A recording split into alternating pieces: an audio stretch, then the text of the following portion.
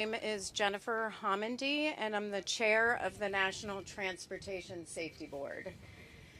Normally, our investigator in charge, his name is Marcel Muise, M-U-I-S-E. His first name is M-A-R-C-E-L.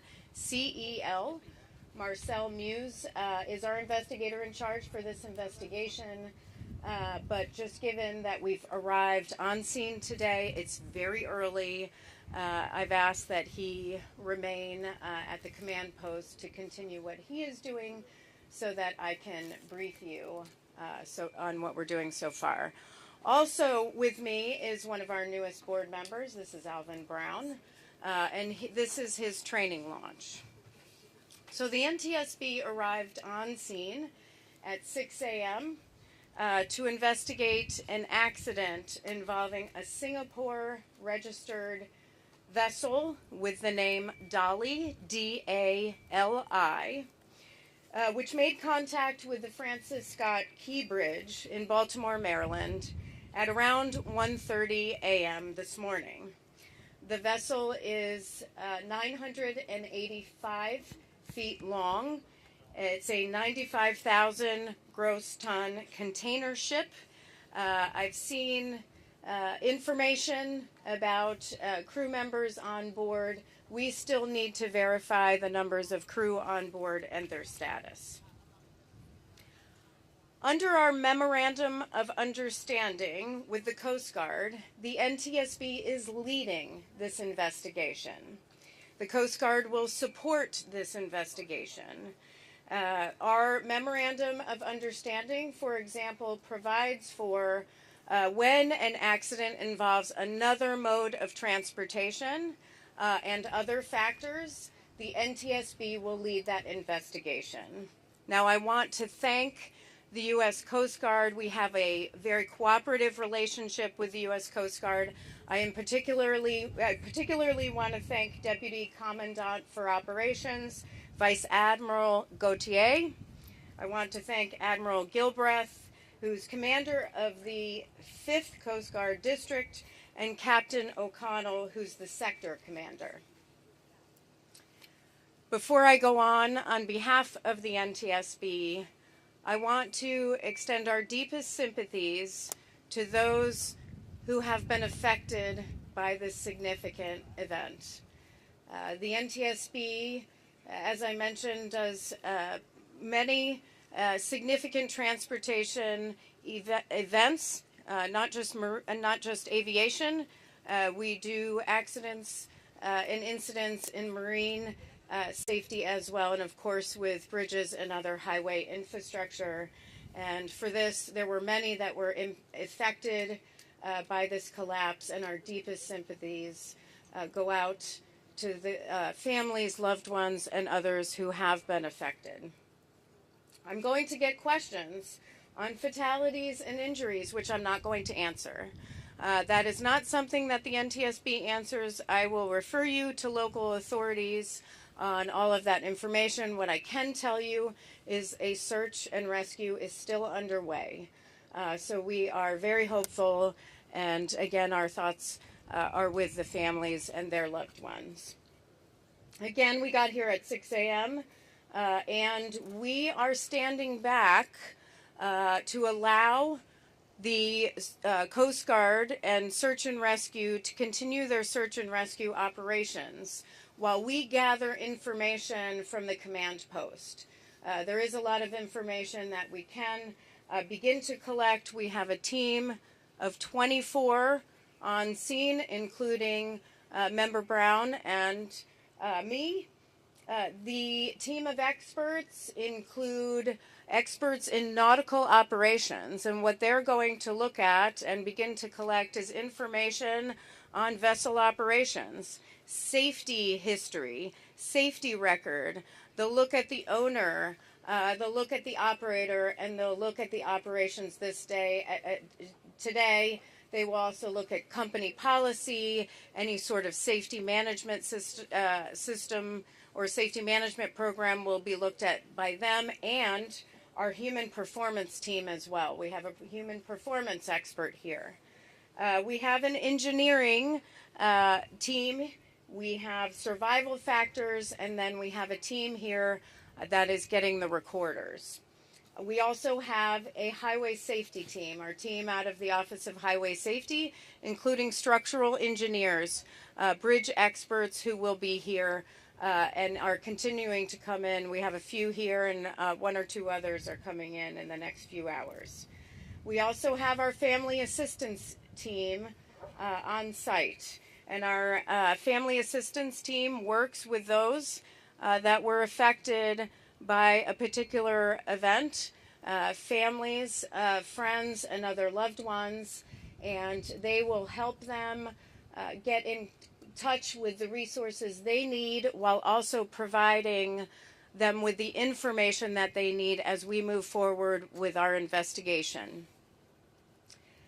This is a team effort. There are a lot of entities right now in the command post, all focused on search and rescue, as they should be. But I do want to, in particular, thank the Coast Guard, the Maryland Transportation Authority Police, the Federal Bureau of Investigations, the Baltimore Fire and Rescue, and the Maryland State Police. I also know that there are others on scene I'm sure I have missed. For example, Army Corps of Engineers is here, a great deal of expertise, and all focused on what is very important, which is the people first. I have been in contact with my counterpart in Singapore. Director Chong is the director of the Transport Safety Investigations Board. The NTSB maintains relationships with our counterparts in other countries often and stay in close communication. So the director and I have been in communication many times before on safety, so it was a good conversation. He is sending some personnel here tomorrow. Also, personnel will be arriving from the Maritime and Port Authority of Singapore, who has the focus of being the regulator in Singapore. Now, it's not a lot of information that I can share at this time, and I know there's a lot of information that seems to be circulating. The NTSB doesn't speculate. We provide facts. And so there isn't a lot we can share right now because the focus has been on the people. However, if you know me, I like to provide information as we can when we are able to verify those facts and be open about that. Transparency is one of our mandates, one of our core values. So please monitor ntsb.gov and X, where we will post when we are having another media briefing. We do have an organizational meeting tonight at 5 o'clock, which I mentioned, to determine where we want to go next on the investigation. But there's a lot of information we need to gather between now and then in the days and weeks that follow. So with that, I am going to take questions. I will call on you. Please state your name and your affiliation. We'll start with Tom and then go over here. Thank you, Chair Helmandi. Tom Costello with NBC News. You spoke of one of the teams within this NTSB structure looking for specifically the recorders on board the ship. Can you speak to what type of recorders may be on board the ship, and what do you hope that what information might they provide? Yeah, at this time, I will have more information about the recorders tomorrow. We chose not to board the vessel today to allow some time for the search and recovery, which we did not want to interfere with. That is the first and foremost. We do have some information, but we need to verify that information first before I provide that information, before I verify it. So we'll have that information tomorrow, or maybe later tonight if you want to check with me. Yes?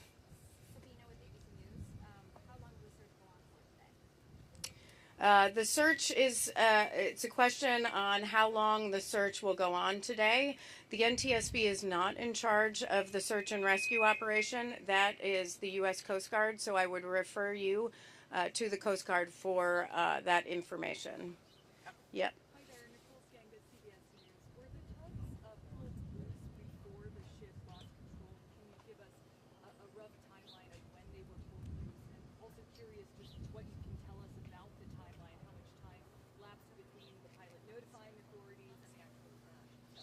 Yeah, there's a question on the tugs and the timeline. Again, I know this is all information you're looking for. The information we get, which often happens in a large event where there are a lot of entities, is there is conflicting information. The NTSB focuses on the facts, so we will figure that out and be able to provide that information in the coming days. Today is far too early for that. Nothing on the timeline so far. How critical will a voyage data recorder be to investigating?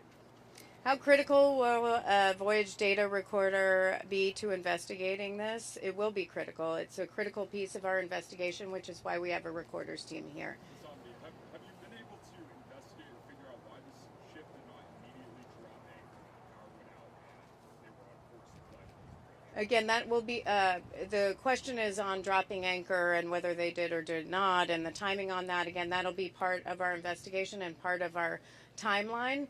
I can provide you more information on that in the coming days, but not today. Rena Bardwaj, ANI. Just wanted to check, do you have any information on the crew that was on board, their nationality? Were there 22 Indians on board? Apparently there's a report that says there were 22 Indians who were on board. The question is who was on board the vessel and nationalities. I've heard conflicting information on that as well. We will have to get back to you on that. Yes. Do you have any reason to believe there were major deficiencies with the vessel before it set sail? What are you learning from previous inspections? The question is, were there any deficiencies on the vessel before it sailed, and will we be looking at any safety information? That is part of our investigation, where we look at in depth at safety information, anything that may have occurred prior to this, any sort of safety history with respect to the vessel, any sort of maintenance that was done to a vessel or the vessel or component on the ship. We will look at all of that, but it's much too early for all of that. Spoke about the government assets that are there. Can you talk about the private sector folks that you're working with, or the folks from Maersk and the folks from the insurance companies that you're in contact with now who are on the scene today? The question is, who are we working with from the private sector folks? I mean, certainly we're working with the owner operators, which are two different entities for this vessel. We will be working with the pilot association, and we will have a number of federal, state, and local partners as party to the investigation. We are going to designate those tonight at the organizational briefing, and I'll have more information on that tomorrow. Right. Given obviously the search and rescue effort is the main focus right now, handled by the U.S. Coast Guard, but the Key Bridge being such a major thoroughfare for the city and for our commerce, for our entire country, not to mention the waterways being shut down, is there any sense of urgency to get this cleaned up faster, or what exactly is the priority beyond just the search and rescue? There's a question on what's the priority beyond the search and rescue. We don't, certainly investigations are a priority. Certainly environmental considerations are a priority, and so is traffic and getting, cargo vessels in and out of the port of Baltimore. It's not the NTSB's priority. We have a number of organizations, including the Department of Transportation, Maryland Department of Transportation, the governor, that's doing a lot of work on that. But this is right now it's about people. It's about families and addressing the needs of those that were impacted. That's the focus. I don't think anybody in that room right now at the command post is thinking about what are the next steps to get things cleaned up. They're working to figure out who was impacted, if anyone was impacted, and how do we address that, because that is and should be the priority always. Eric Rosales with EWTN News Nightly.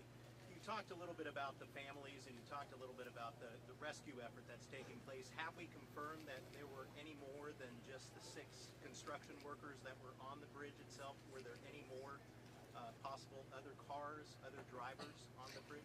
So there's a lot of information. The question is on have we been able to confirm information on the number of cars on the bridge, the number of workers on the bridge? There are a lot of numbers. that we've heard back and forth. We need to verify that. The search team is doing that now. That's not for the NTSB. That is for the local authorities, Maryland State Police, and the Maryland Transportation Authority, as well as their federal partners through the Coast Guard, to be able to verify that information in particular. Right now, there could be other victims than just the 6 that you're searching. There are, nobody is going by a number. They are just looking and they're searching. That's what's important. Yeah.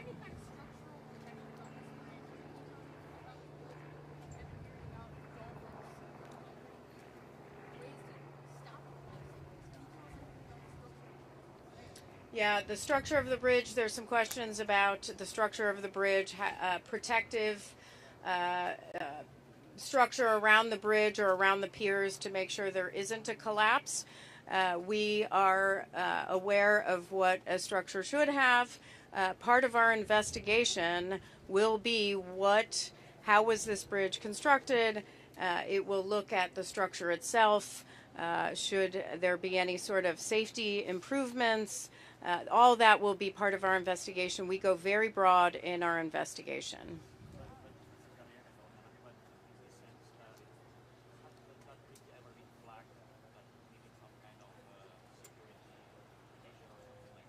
The question is, has the bridge ever been flagged for any sort of safety deficiency or security deficiency? That is information that that will take time to dig through. I will just point to our recent investigation of the Fern Hollow bridge collapse, which took almost 2 years to get information on inspections and what was and was not done after those inspections, and whether there were records or not records maintained.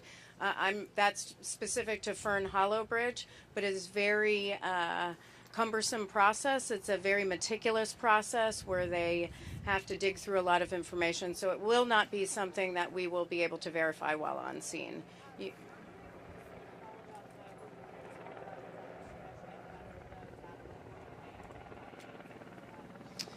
The question is on the reported power failure. We've heard the reports. We've been made aware of those same reports about there being a power outage.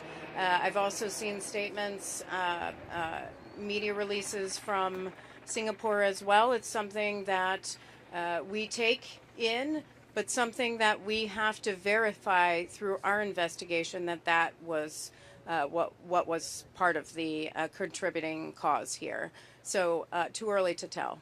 Yep.